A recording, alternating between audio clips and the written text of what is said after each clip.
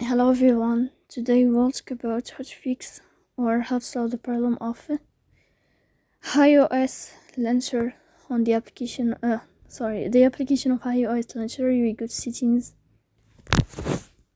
In this page you will go to apps, default apps, app settings.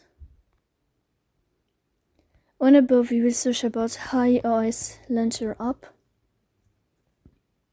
In this page of app info, you will click on first stop and you will click OK.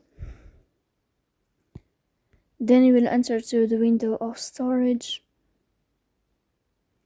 Then you will click on clear cache, but pay attention, don't click clear data because that can delete your account. In the end, you can turn off your Wi-Fi and you can wait a moment to restart your Wi-Fi again or to turn on your Wi-Fi. So please don't forget to support us by like and subscribe.